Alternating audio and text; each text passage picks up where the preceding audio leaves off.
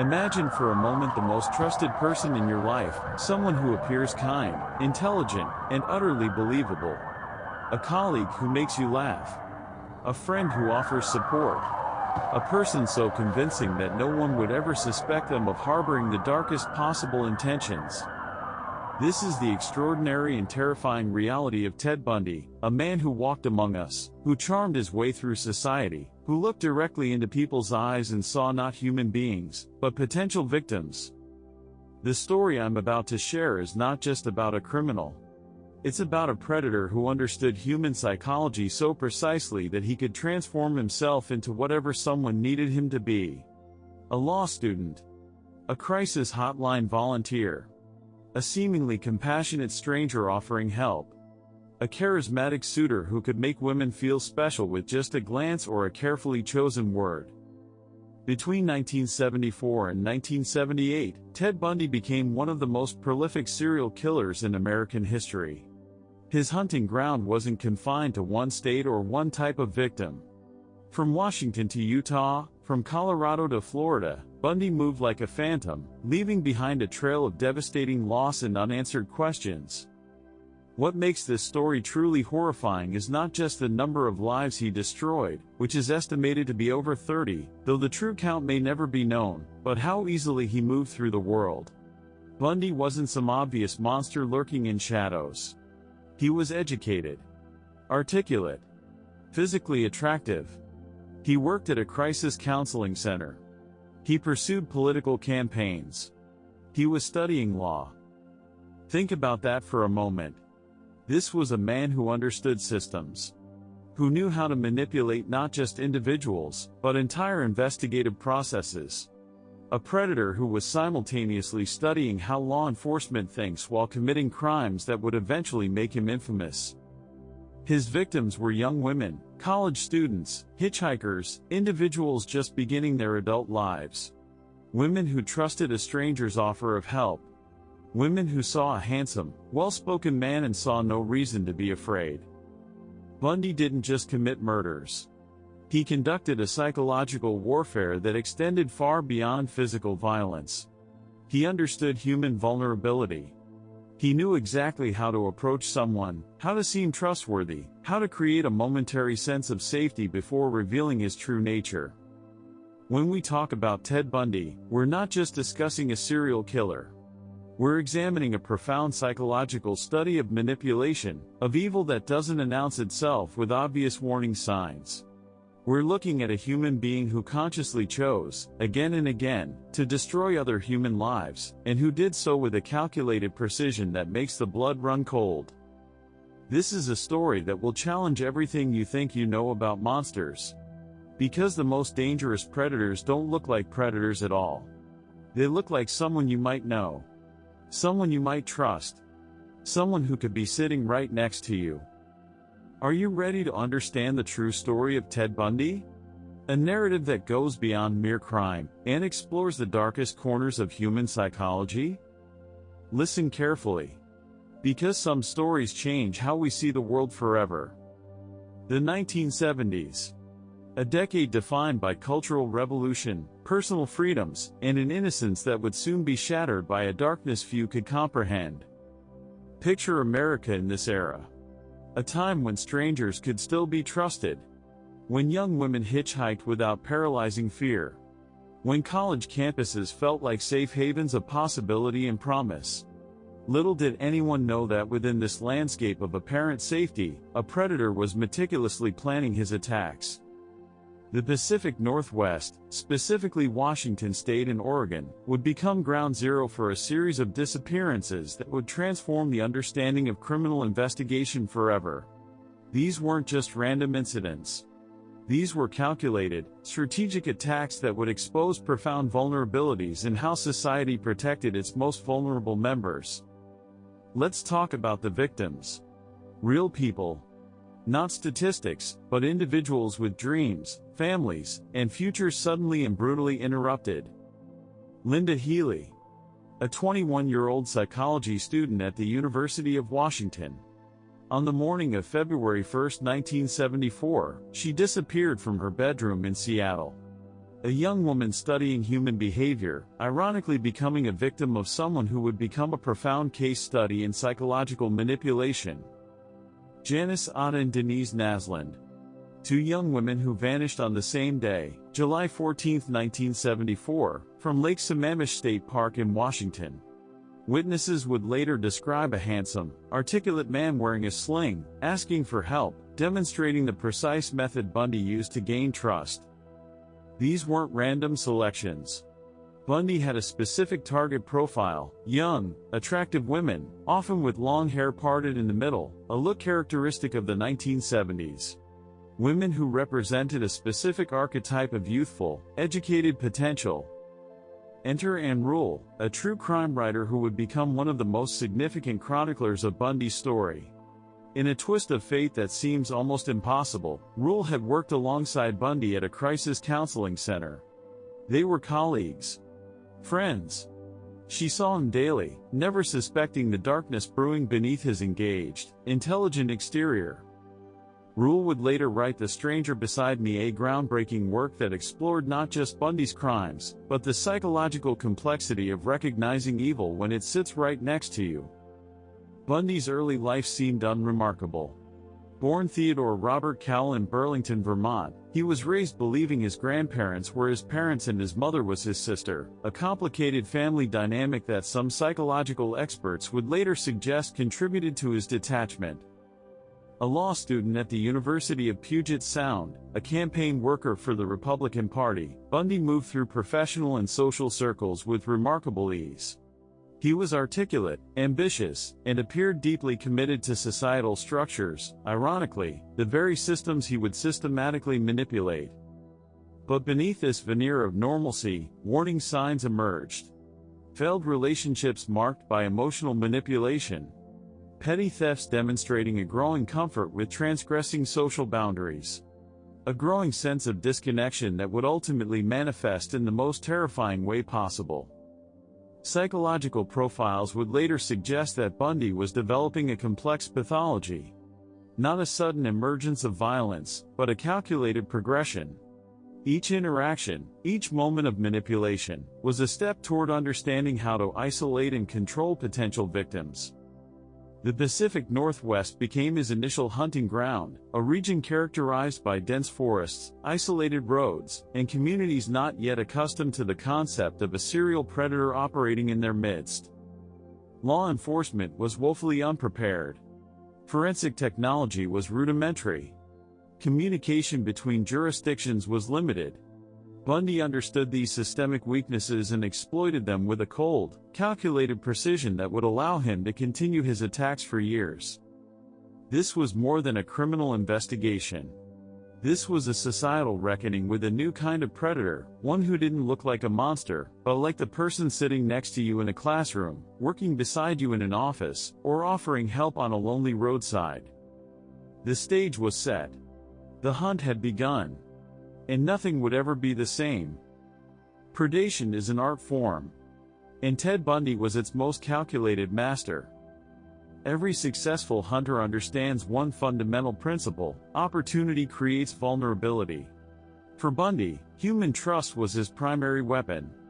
His method wasn't complex, it was devastatingly simple and psychologically brilliant. Picture the scene: a college campus, a public library, a bustling parking lot. Everyday spaces transformed into hunting grounds by a man who understood human compassion better than most would comprehend. His approach was methodical. A carefully constructed performance designed to disarm and attract. Bundy would strategically use physical vulnerabilities, a fake arm sling, crutches, appearing injured or struggling.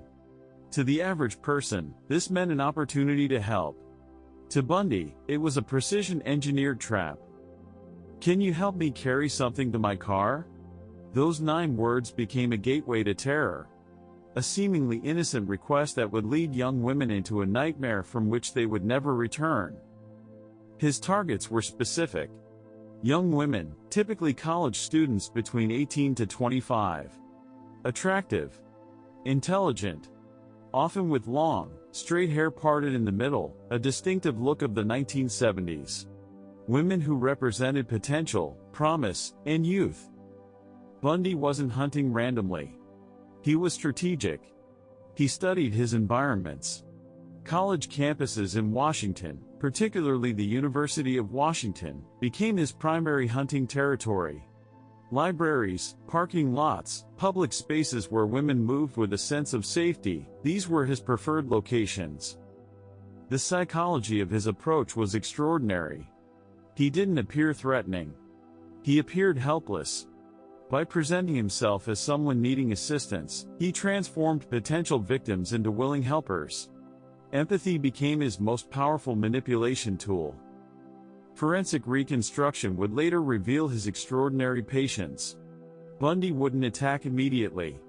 He would observe, calculate, wait for the perfect moment when vulnerability intersected with opportunity. His vehicle, a tan Volkswagen Beetle, became as infamous as the man himself. Witnesses would later describe seeing a young, attractive man in this car, requesting help, appearing wounded or struggling. The car became a mobile hunting platform, a mechanical extension of Bundy's psychological warfare. As women began disappearing, a pattern emerged. Not just disappearances, but vanishings that seemed to defy logical explanation. One moment present, the next, gone. No substantial traces. No clear evidence of struggle. In the Pacific Northwest, panic started spreading like a quiet, insidious disease. College campuses that once felt like sanctuaries of learning transformed into landscapes of fear. Parents began warning daughters. Women started traveling in groups. The sense of communal trust began eroding. Law enforcement faced unprecedented challenges. Traditional investigative methods proved ineffective against Bundy's calculated approach. Forensic technology was primitive. No DNA testing. Limited communication between jurisdictions. Bundy understood these systemic weaknesses and exploited them with extraordinary precision. Forensic investigators began collecting fragments. Tire tracks from the Volkswagen. Witness descriptions of a man named Ted.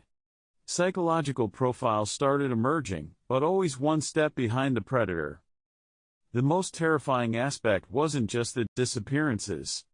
It was the randomness. The unpredictability. Women who had done nothing wrong, who were simply living their lives, suddenly vanished without explanation. Linda Healy's disappearance became a turning point. A young woman taken from her own bedroom, a space that should have represented ultimate safety. Her abduction demonstrated Bundy's escalating audacity. No location was truly secure. Witnesses would later describe a pattern. A charming man. A request for help. A moment of human kindness weaponized into a trap. Bundy didn't just attack women, he systematically destroyed the fundamental human instinct to help others. This wasn't just a series of crimes. This was a calculated assault on society's most basic assumptions about trust, safety, and human interaction. The hunt had begun. And nobody, absolutely nobody, was prepared for what was coming. Investigations are rarely linear. They are complex, messy landscapes of human intuition, forensic science, and sheer persistence. Ted Bundy's case would become the ultimate test of law enforcement's ability to track a predator who understood their systems better than they understood him. The geographical scope of Bundy's crimes created an unprecedented investigative nightmare. Washington, Oregon, Utah, Colorado, Florida. Each state became a chapter in a terrifying narrative, with local law enforcement struggling to connect dots across hundreds of miles. By 1975, multiple jurisdictions had fragmented pieces of an increasingly disturbing puzzle. Young women were vanishing with an almost calculated precision. No consistent pattern, except the devastating absence of those who disappeared. Enter Elizabeth Klopfer, a crucible moment in the investigation. Bundy's own girlfriend would become the unexpected catalyst that would eventually bring him to justice. She recognized something was fundamentally wrong. Late-night absences. Suspicious behaviors. Unexplained mood shifts that defied rational explanation. Klopfer's detailed reports to authorities marked a turning point. She described a man who seemed to live two completely separate lives. The charming, intelligent partner she knew, and something darker lurking underneath. On October 2, 1975, Bundy's carefully constructed world began to crack. In Utah, a routine traffic stop would become the moment everything changed. Officer Bob Hayward pulled over a Volkswagen Beetle, triggering a sequence of events that would ultimately expose Bundy's true nature. The inventory of items found in Bundy's car read like a psychological profile of intentional violence: crowbars, ski masks, handcuffs, rope. These weren't random tools. They were calculated instruments designed for a very specific, terrifying purpose. Law enforcement faced extraordinary challenges. No centralized database existed for tracking serial offenders. Communication between state agencies was limited. Bundy understood these systemic weaknesses and exploited them with calculated intelligence. Psychological profiling was in its infancy. Traditional investigative methods seemed inadequate against a predator who could transform himself instantaneously. Bundy wasn't just committing crimes, he was systematically undermining every assumption about criminal behavior. Witnesses across multiple states began providing consistent descriptions. A young, attractive man. Charming. Articulate. Able to switch emotional states with remarkable speed. Someone who could appear vulnerable one moment and dangerous the next. The investigative team started recognizing a profound truth: Bundy wasn't just a criminal. He was a psychological anomaly. Someone who could navigate social structures with extraordinary skill while maintaining a completely separate violent identity. Physical evidence remained frustratingly fragmentary. Tire tracks. Partial witness descriptions. Forensic technology of the 1970s was primitive by modern standards. DNA testing didn't exist. Fingerprint analysis was rudimentary. Bundy's understanding of forensic limitations became his primary defense mechanism. Law enforcement began creating a network, sharing information, comparing case notes, recognizing that they were dealing with something far beyond a traditional criminal investigation. By 1976, Bundy had become more than a suspect. He was a growing obsession for investigators who recognized they were hunting someone extraordinarily dangerous. Not just a killer, but a predator who understood human psychology at its most vulnerable. The investigation wasn't just about capturing a criminal. It was about understanding a form of human pathology that defied conventional understanding. How could someone move so seamlessly between apparent normalcy and extreme violence? Bundy's ability to manipulate systems became as dangerous as his physical attacks. He understood legal procedures. He knew how to challenge evidence. He could present himself as a rational, educated individual even when confronted with mounting proof of his crimes. Each state's investigation added another layer to an increasingly complex psychological profile. Washington's investigators, Utah's forensic teams, Colorado's law enforcement, all gradually realizing they were tracking something unprecedented. The hunt was on. And Ted Bundy knew exactly how to stay one step ahead. Justice is not always swift. Sometimes it is a labyrinthine journey through human complexity, where the lines between rational thought and pure malevolence blur into an almost imperceptible boundary. Theodore Robert Bundy's legal journey would become a spectacle that would captivate and horrify the American public in equal measure. His arrest in 1975 in Utah marked not an ending, but the beginning of a legal drama that would push the boundaries of criminal jurisprudence. The initial charges seemed almost mundane: kidnapping.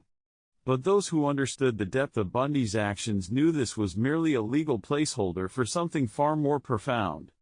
A systematic predator was being contained, for the moment. Colorado would become the stage for Bundy's most audacious performances. Not once, but twice, he would escape custody in ways that seemed to defy logical explanation. The first escape from the Pitkin County Courthouse in Aspen came on June 7, 1977. Bundy, studying law books in the courthouse library, simply walked out. No dramatic breakout. No violent confrontation. Just a calculated, almost casual departure that would shock law enforcement. His second escape was even more extraordinary. On December 30, 1977, Bundy broke out of the Garfield County Jail in Glenwood Springs. He lost weight, crawled through a small opening in the ceiling, and vanished into the Colorado night. These weren't just escapes, they were psychological statements.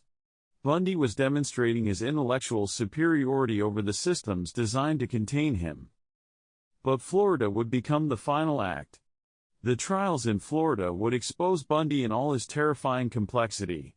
And he would choose to do something unprecedented: defend himself. The 1979 Miami trial became a theatrical performance with Bundy as both defendant and attorney. He wore suits. He consulted law books. He cross-examined witnesses with a precision that both impressed and terrified those watching. Here was a man who understood legal systems so thoroughly that he could manipulate them from within. Forensic evidence would ultimately become Bundy's undoing. Bite mark analysis, a relatively new forensic technique at the time, would provide crucial evidence. Experts would match bite marks found on victim Lisa Levy's body directly to Bundy's unique dental structure. Science had finally caught up with his calculated violence. On February 9, 1980, Judge Edward Cowart would deliver the sentence: death penalty for multiple murders. But even in sentencing, Bundy's performance continued.